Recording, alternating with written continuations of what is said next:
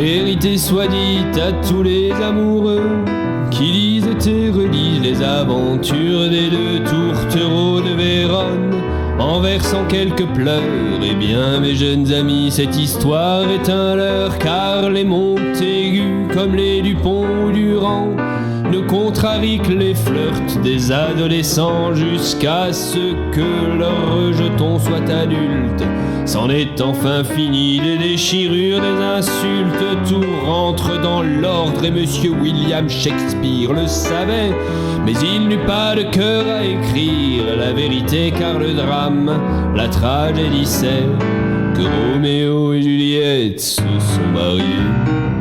N'évoquez jamais plus le double suicide, censé sublimer leur grande passion torride. Ni poison ni poignard n'empêchèrent les deux gosses de faire la danse des canards le jour de leur noces. Ils sont bien loin leur rendez-vous en cachette, les tendres effusions comptées par le poète, les baisers, les larmes de l'amour interdit sembleraient incongrus sur leur canapé pour rejouer aux deux amoureux éternels au mois de février.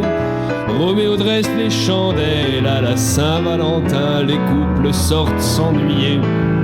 Roméo et Juliette se sont mariés. Le temps est passé, leurs ardeurs sont plus souples. Les amoureux d'hier aujourd'hui sont un couple ne faisant plus qu'un. Lorsqu'ils sont des vôtres, ils ont toujours l'air d'être l'ombre de l'autre. Oubliez les amis, ils restent à la maison. Ils n'ont pour compagnie que la télévision, mais ils peuvent vivre leur activité sociale entre les jeux télévisés et le journal. C'est pour cela que chaque soir ils se demandent qui des deux possédera la télécommande.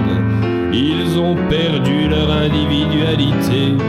Roméo et Juliette se sont mariés. Roméo et Juliette ont eu deux beaux enfants, tous deux amoureux, et ça déplaît aux parents qui disent qu'à leur âge ce n'était pas pareil.